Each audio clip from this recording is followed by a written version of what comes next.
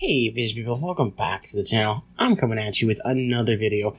This time we're talking about a cool floating plant, the red root floater, or the Philanthus fluitanus.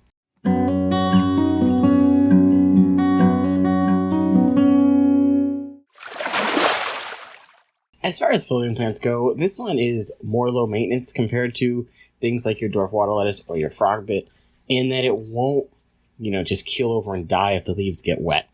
And one of the really neat things about this plant is that the leaves actually can change colors. The redroot floater is actually a floating fern that has a variety of colors depending on the tank setup that you're using it in or keeping it in.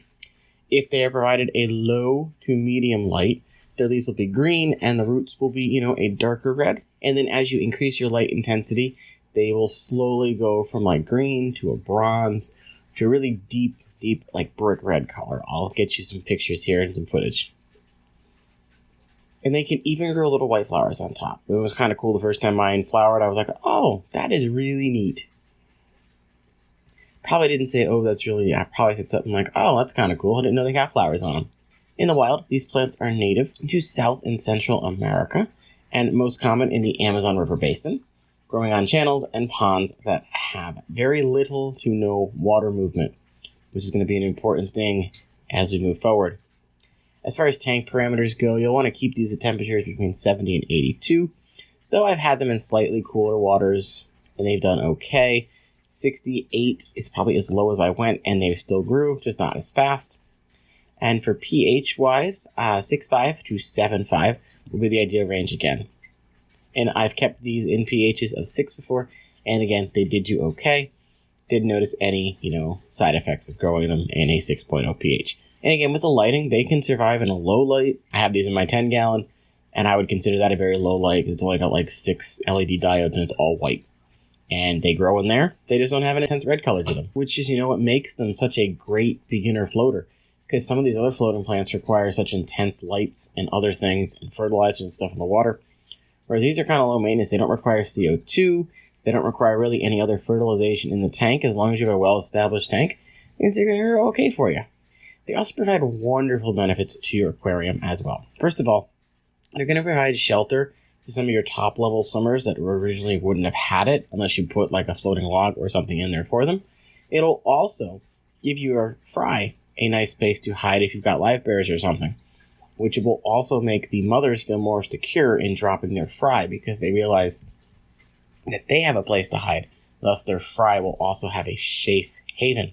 They'll also help diffuse light at the surface, which can lead to better environment for your fish and inverts, because some fish, especially if they're wild caught, they're used to darker water. They're not used to these bright aquarium lights and stuff that we have in our tanks. So getting a floater in there or something else to diffuse the light will de-stress them. It'll make them feel more like they're at home, especially this again for wild caught fish. If you're getting tank bred fish, they're used to lights, but for wild caught stuff, something like a red root floater is going to help diffuse that light getting into the tank and make them feel more at home and less stressed. Things like betas. Betas will love a floating plant because it diffuses that light. Betas don't like a bright light anyway. So if you're a beta keeper, you want to try and keep these. I've kept them in 5-gallon tanks. They grow. Light is very low on those too. And my beta was happy with it. They will also soak up a lot of harmful things in your aquariums. Things like ammonia and nitrates and nitrites. They're going to help soak that stuff up as well and keep your tank cleaner. So a couple tips for growing these that I've found through my experience. When you first get them, make sure you turn the flow down in your tank to almost nothing. And lower your water level down about 1 inch from the top. And then as your plants start to propagate and spread out, you can of course increase that flow. But I would keep it again at a minimal flow. You don't want your like a waterfall level of flow where it's constantly mixing up the water.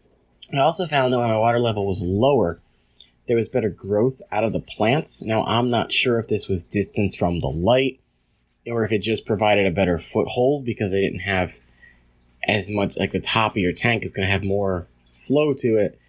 Now, when I reduced it, it's more cramped in and not as free flowy around the top. Again, I'm not sure, but I just noticed from my experience, it helped to have the water level lowered. Same thing with other floating plants I've had. They for my experience, like to be slightly lower than the top of the tank. Overall, these are a super easy beginner plant for someone looking to get into keeping a floating plant instead of something they have to plant or glue or attach to some kind of decor. So they're extremely cheap compared to other things as well. I got mine in a 4-pack off Amazon. Very cheap, super easy to propagate. You'll actually end up throwing out more than you can keep and handle. I ended up having this in most of my tanks at one point because it will spread, but it's not like duckweed where it's so tiny. This stuff is bigger and you can pull it out in clumps, distribute it, give it to your fish club, try and sell it online. You can do a lot with your extra floaters and people will love them. So of course, I've got to give these guys a 10 out of 10. They're just like the perfect floating plant. They can grow in any level light. They can grow in almost any kind of water you can think of. And they just will start growing like gangbusters once they get established. So 10 out of 10 for redwood floaters. As always, thank you all so much for watching the video. If you're new here and enjoy this type of content, maybe think about hitting that sub button.